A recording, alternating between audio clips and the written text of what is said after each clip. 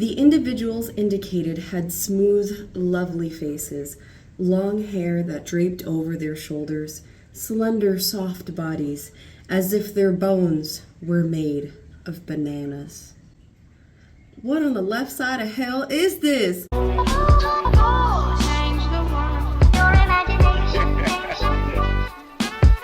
It could change the world.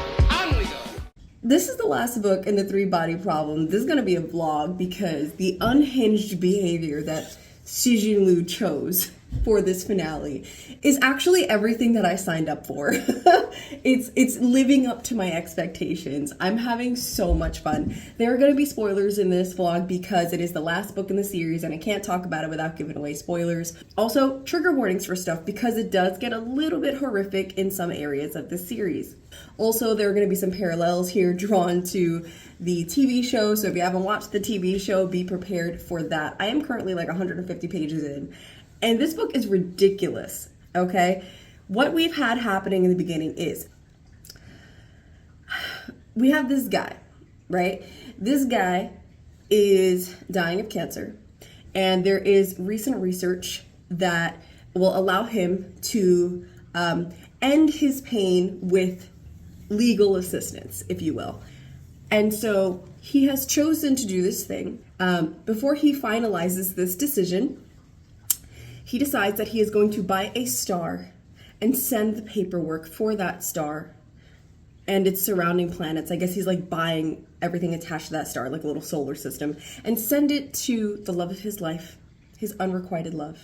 And so he sends this to her. Now, the day of, he's finalized everything. It is the day of his procedure, and in order to make sure that no accidents happen in finishing this procedure, the patient must answer questions, and the answer switches location for each question. So you can't just go and keep pressing buttons like yes, yes, yes, yes, yes, because it needs evidence that this was a conscious decision. So 5, 4, 3, 2, before he presses the final button, the love of his life barges into the room, like pulls out the plug from the machine and says, hold on a second, don't do this right now. Can you try again in 6 months because we need your brain for science? And he's like, well, I had nothing else planned, so why not? So what's happening is that they have this plan to send a brain to space because they want to go and spy on the incoming aliens that are due to be here in like 400 years. But in order to get there fast enough, because of the amount of time it takes for long distance travel of information through space, they need to make this shuttle move close to the speed of light, and it needs to be lightweight. So they can't send a whole person. They also can't send a machine because the aliens are able to hack machines, so it has to be something of an organism that can make decisions because it can't go inside the flesh of an organism. It can talk to people, but it can't read their minds. So they're like, let's send a brain. Let's send his brain. Why not? So that happens. It also fails, which is like such a mess.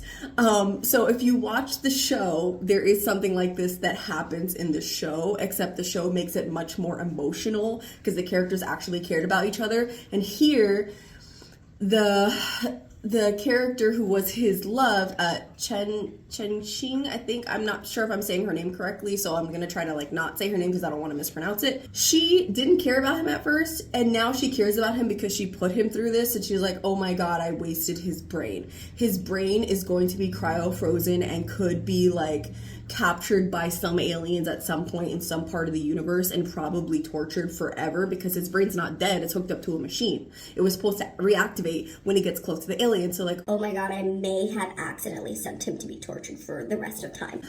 So I'm gonna like try to resolve my conscience by saving the world. TM. Like what? So now she's in the future, almost 300 years in the future. Side note, the entire world has turned feminine because peace. We've chosen peace as a planet. And for some reason, that means that everyone's bones is bananas or like bananas. That's her analogy. I don't understand. But I'm having a great time. It's a hot mess. And I love it here. I love it so much. When I tell you that I am confusion. What is happening right now? I'm not even at the halfway point. I needed to update you because I can't make heads or tails of what's happening. And it's kind of great. It's chaotic. Someone saw their bones. I don't know. We are 300 years in the future. Girly Pop has been made the sword holder, which is the person who holds the remote. That was the thing that the aliens are scared of, because the aliens are scared of the Dark Forest theory, which is that there are other aliens in other places around the galaxy which will potentially have more technology than them, and that if they find out where humans are, Earth, Trisolarans, if they find out where this is, they could come and mess shit up. And so the aliens and the humans have been playing chicken for like 300 years. And the moment Luigi, who was the original man's, who built this remote thing and threatened the Dark Forest in book 2, he's like 100-something years old. He's like, listen, my life's coming to an end. I gotta pass this along to somebody. She decides to take up the mantle. And the moment she picks up the remote and he leaves the room, the aliens are like, time to spring into action, because we know she doesn't have the guts to do it. And they were right. She didn't have the guts to do it. So they go and destroy all of the locations on Earth where they would have been able to like send out their signals, I guess is the best way to explain it. And now she has a lot of guilt. Also, all of the humans on Earth are being relocated to reservations in Australia. And there's this one character who she houses with, who is this Aboriginal man, is kind of like guiding her through things right now, but like the entire human population had less than a year to get to Australia, and partly to Mars. All humans will be removed from the face of the rest of the Earth. So Australia is currently way overpopulated. Also, something just happened where like our main character is now blind. I don't know why she's blind. It's in the middle of chaos. So the humans at the UN, they were like, oh, but what are we going to do about food? You won't let us, like, there's not enough land for crops and all this stuff. And also there's no electricity for a couple months because the aliens said so. Like, what are we going to do about food? And the aliens were like, look around. There's food in the chair right next to you, like suggesting cannibalism. So chaos, absolute chaos. There's a spaceship in space at the same time, in which weird things are happening. It's giving like multi-dimensional openings. Is it 4D, 5D? I don't know what D it's happening. But characters are experiencing weird things. And the aliens and other human ships are like after them because they know that they have the power and technology to be able to make calls out into the universe, referring back to the Dark Forest thing. And it's just like, there's a lot happening. If you're confused, good, because that's how I feel. I just need to say that I learned a new word from this, mundicide. I did not know what that word meant, but apparently it means the complete destruction of a planet. And the amount of times that people have used this word is just so specific, and I feel like it shouldn't be that universally applicable, but multiple times characters have said, are you really willing to commit mundicide? And it's like, well, at this point we have multiple solar systems at war, so like, why not, I guess. I don't know. Okay, I know I just updated like a minute ago, but something just happened, okay? So after 315 years of playing space chicken, the humans decided to send out the broadcast of the location of our solar system and the Trisolaran alien solar system, which means that some bigger, badder aliens have a very likely chance of potentially coming God knows when. And so the aliens were like, deuces, we're out, because we don't know who's coming, who's bigger and badder than us. And so everything's just kind of done. And the humans are like, well, the world's about to go to fire. Who knows when? It could be today, it could be tomorrow, it could be 100 years from now. Nobody knows. So everybody just go home. And our main character's still blind. But I still have over half the book. So, like, what happens? I'm so confused.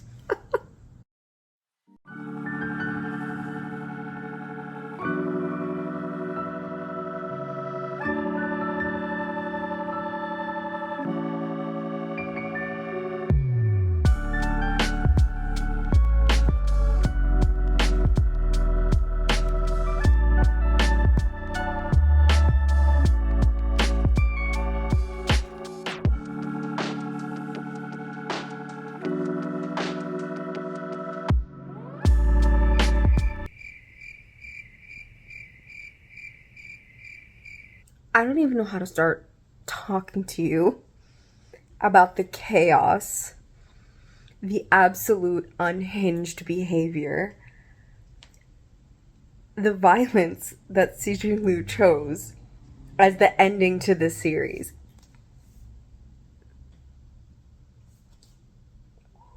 What was he smoking? What in the world? And the best part is it was absolute perfection. Like, I loved it so much. I love this book. I love this series. It's chaos. Okay, I can't go into details about every single thing that happened, so I'm just gonna, like, the parts that jump out to me is what I'm gonna tell you. So first of all, I guess in the future we need to have contingencies in our life insurance policies for death by black hole. Because, trigger warning, a man jumps in one. And there's a point when an object is falling into a black hole where if you're on the outside of that black hole, it may seem as if that object is frozen in place or frozen in time. That's simply because of the way that light is reflecting off that object and interacting with, I guess, the gravitational pull and its Schwarzschild radius. Because the object would instantaneously be spaghetti. And so when the girlfriend, I guess, of this guy who jumped in the black hole goes to claim life insurance, they were like, well, you can't prove that he's not spaghetti. So, no.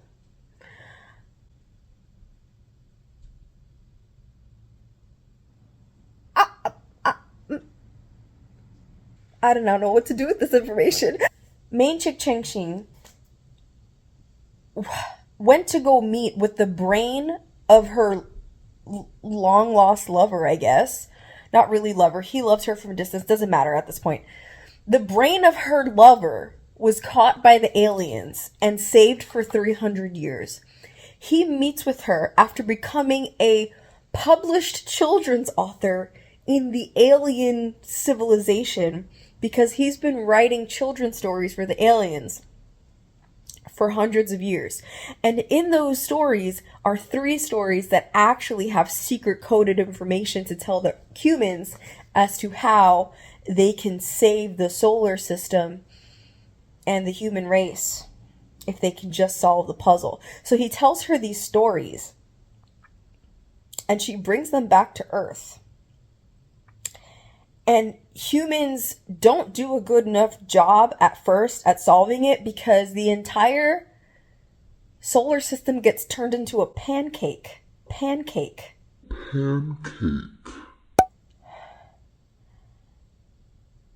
And there's a museum on Pluto. 2 people make it out alive. They end up at another solar system where they meet a dude. And it turns out that humans are there, or stopping there, and he was there to meet them. He knew they were coming. And also it turns out that her mans planned and built another universe in an alternate dimension for her to protect her from the entire universe collapsing in on itself. Because apparently aliens have been at war for eons. Is there something more than eons? Forever. And there are some aliens that want to restart the Big Bang because bitches can't stop fighting. So what if we just start the whole universe over and try again? And at the end, everyone's like, yeah, let's do that. And it was phenomenal. It was wonderful. I loved all of it. It was great. I don't even... how do I process the words that just came out of my mouth? It was everything to me that I ever wanted. I love this series so much. If I could reread it for the first time, I honestly would. It hurt my brain. It hurt my brain to read, but it was marvelous. It was wonderful. I loved it so much. The one caveat that I will criticize of this series is that there are just some moments where I feel like the author is just enforcing his characters to be very straight in ways that are just like praising hypermasculinity in some ways. And that to me is a little annoying. Different cultures, different values. I get it. This book is not very much character based, in my opinion anyway. It's mostly plot based. So those moments were few and far between. Why does someone being feminine mean their bones might be like bananas? But other than that, it was just, I love it. It was so good. And the ending was romantic and sweet. And I'm just flabbergasted. I'm flabbergasted that this will become an all-time favorite series. I'm not telling anyone to read it. I don't know who I would recommend this to. There's people that like it. I know people that like it. I know people that love it. But if someone said to me, should I read this? I would not say yes. Either you love it because you vibe with how unhinged this series is, or you hate it. There is no in between, in my opinion. There is no in between. And that's okay. That's fine. The chaos. I need more of this. I need more whatever the hell this was. I'm a happy camper. Anyway, I post videos whenever I feel like it. Thanks for watching. Bye! Mr. Wonka worked the factory.